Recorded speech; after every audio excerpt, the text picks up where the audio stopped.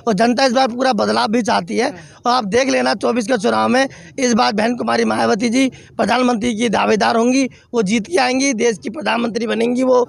और मैं बता दूं बाबा साहब अम्बेडकर जी वो सपना था, हमारी पार्टी बहुजन समाज पार्टी पूरा करेगी। कांग्रेस आरएसएस बीजेपी के कान के पर्दे फट जाएंगे जय भीम और जय भीम की आवाज सुन करके 10 मार्च के बाद। 10 मार्च के बाद लग रहा है माहौल बदल जाएगा। असली खेल तो तभी होगा। 2024 चुनाव से पहले जिस तरीके से आज हरियाणा से बहुजन समाज पार्टी के कहीं ना कहीं चुनावी बिगुल फूंक चुका है, क्या लग रहा है 24 के सत्ता में परिवर्तन होने वाला है और बहन मायावती के नेतृत्व में केंद्र की सत्ता बनेगी? परिवर्तन होने वाला जरूर है। मोदी और इनसे लोग झुक चुके हैं और लोग चाहते परिवर्तन हो। देश का बेड़ा गर्क हो गया है। अब बहन जी आएगी सत्ता में तभी देश बचेगा, नहीं देश तो बर्बाद हो ही गया जी।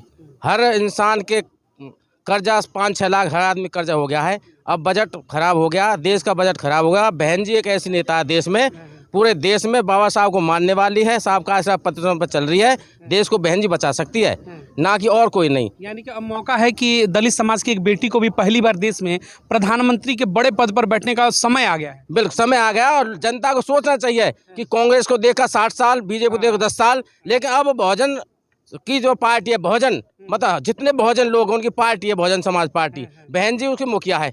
हम चाहेंगे, पूरा देश भी चाहे कि छोटे SC ST OBC जो भी माइनॉरिटी लोग हैं अब बहन जी को प्रधानमंत्री बना दें। यानी 85% की इस बार मांग होगी। बिल्कुल मांग 50%, 100% मांग है अब के बहन जी प्रधानमंत्री बननी चाहिए, तभी देश बचेगा, नहीं तो देश का बेड़ा गर्क है जी। देखिए, दो चीजें बार बार हम लोग के माइंड में पेश की जाती है कि कांग्रेस बीजेपी, बीजेपी कांग्रेस, राहुल मोदी मोदी।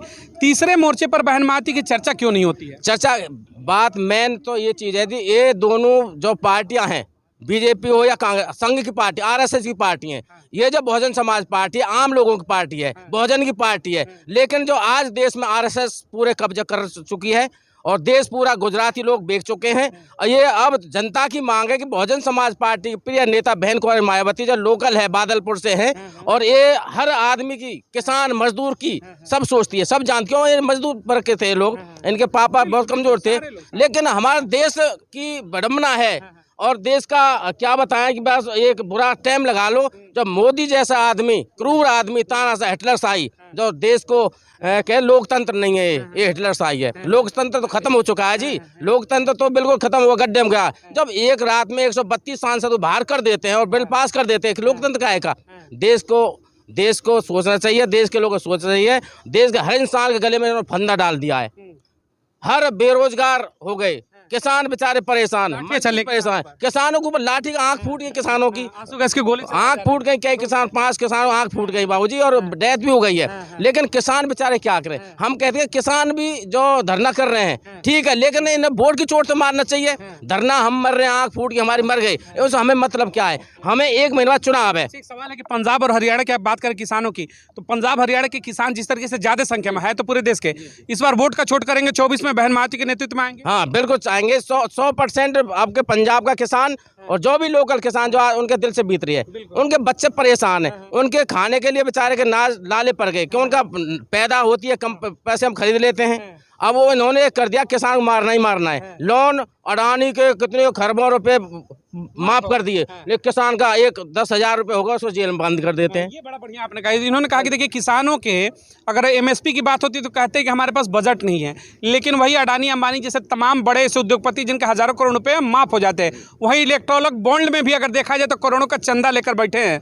लेकिन क्या लग रहा है कि वाकई में 24 की सत्ता अब बदलनी चाहिए, बहुजनों की हुकूमत आनी चाहिए?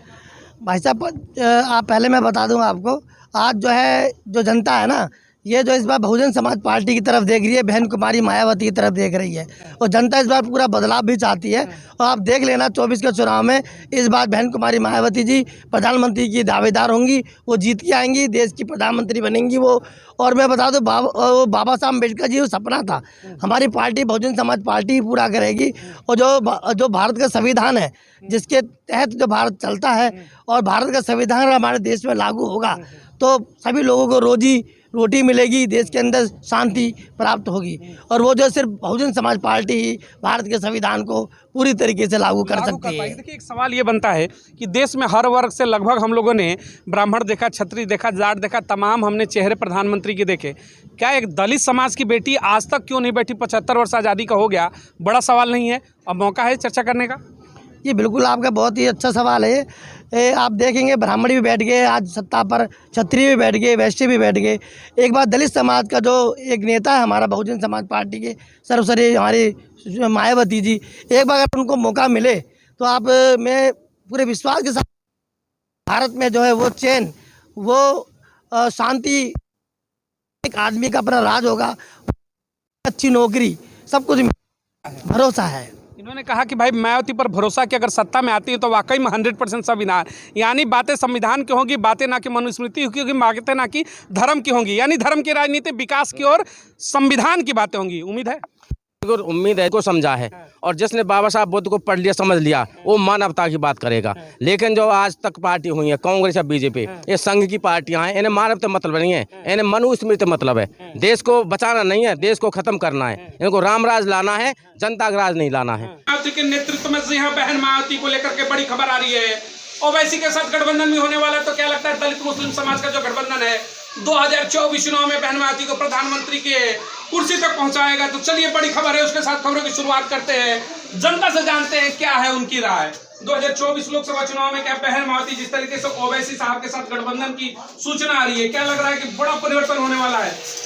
सबसे बड़ी बात तो यह है, बहन कुमारी मायावती मंदिर मस्जिद की राजनीति नहीं करती, दलित पिछड़े तथा अन्य सबको साथ लेके चलती है। मंदिर से क्या होता है, भिखारी बढ़ते हैं, लेकिन विद्यालय बहन कुमारी मायावती ने बनाए। जितने भी आप देखो बड़े बड़े पार्क, बड़े बड़ी मूर्तियों पर उन पे बड़ी बड़ी डिबेटें चली, लेकिन आज वो उत्तर प्रदेश को वो हाथी, वो मूर्तियां पैसा कमा के दे रही हैं। वो सारा पैसा मौजूदा सरकार के पास जा रहा है, और प्रशासन किसका हिला है? बहन कुमारी मायावती का। आज समाज को समझना चाहिए कि जो बहन कुमारी मायावती ने काम करा आज की डेट में वो काम आ रहा है। मोदी जी ने, अन्य सरकार जितनी भी मूर्तियां लगाई सारी की सारी टूट चुकी हैं।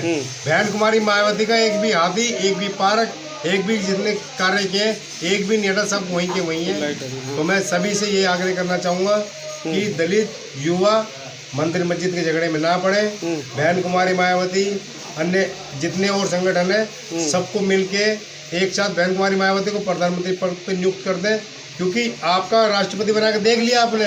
हाँ। उन्हें मंदिर में नहीं जाने दिया जाता, उन्हें मामूली पोपट बना के छोड़ दिया जाता है कि जो वो बोलेंगे वो उन्हीं ने वही बोलना है।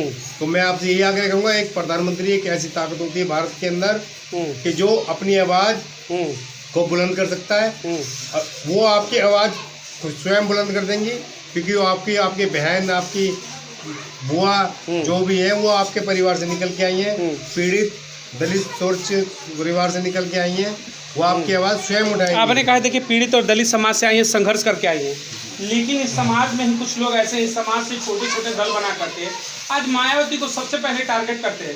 सवाल वो कांग्रेस से नहीं पूछेंगे कि आपने 60 साल में दलित मुस्लिम के लिए क्या किया, सवाल वो बीजेपी से नहीं पूछेंगे, सवाल वो समाजवादी पार्टी और टीएमसी से नहीं पूछेंगे, सवाल मायावती से पूछते हैं। ऐसे लोगों के लिए आपका क्या मैसेज होगा, क्योंकि आपने लंबा अनुभव देखा है राजनीति का? मैं उनसे यही कहना चाहूँगा, उन लोगों की गलती नहीं है ये। वो आरएसएस में आज देख लो हमारे लोग भरे हुए हैं, बजरंग दल में देख लो आज हमारे लोग भरे हुए हैं। उनके दिमाग में एक ऐसी शाखा लगा के ऐसा गोबर भर दिया गया है कि उन्हें समाज के बारे में पता ही नहीं है। तो मैं आपके माध्यम से आग्रह करना चाहूँगा, जो लोग मुझे देख रहे हैं या देखें, वो अपनी समाज के बारे में नेट पर सर्च मारें कि दलित समाज का कैसे शोषण किया जाता है। मात्र वोट बैंक के लिए आप हिंदू हो, अन्यथा आप शूद्र हो, आप दलित हो, आप मेहतर हो, आप भंगी हो, आप चूड़े हो, आप चमार हो, बाकी सिर्फ वोट बैंक के टाइम आप हिंदू हो। मैं आपके माध्यम से यही कहना चाहूँगा, अपना इतिहास देखें, आपके पूर्वज राजा थे, आपने राज किया है। ये लोग बाहर से आए हुए आर्य हैं, आप अनार्य हो। आप अपने तरीके से काम करें, अपनी मुखिया बहन कुमारी मायावती को पार्लियामेंट में भेजें, प्रधानमंत्री के पद। बिल्कुल बिल्कुल 24 में देखिए तमाम चर्चा। इन्होंने कहा कि भाई जातिगत जो समीकरण है, केवल वोट के समय आपको तो भाई हिंदुत्व की बातें होंगी, लेकिन बाद में इन्होंने कहा कि आपको अलग अलग जातियों से फिर से वही प्रताड़ना झेलनी पड़ती है। वाकई में ऐसा है? बिल्कुल सच्चाई है। बताऊं क्या? सबसे पहले तो मैं आपका बहुत बहुत धन्यवाद करना चाहूँगा राहुल जी, आपने अपने चैनल के माध्यम से हमारी बात को रखने का प्रयास किया। 10 मार्च के बाद आप देखिएगा जय भीम और जय मीम का नारा इतनी तेजी से गूंजेगा कि कांग्रेस, बीजेपी, आरएसएस इनके कान के पर्दे फट जाएंगे। कांग्रेस आरएसएस बीजेपी के कान के पर्दे फट जाएंगे जय भीम और जय मीम की बात सुन लेंगे। 10 मार्च के बाद 10 मार्च के बाद लग रहा है माहौल बदल जाएगा। असली खेल तो तभी होगा, खेल नहीं खेला होगा बहुत तगड़ा।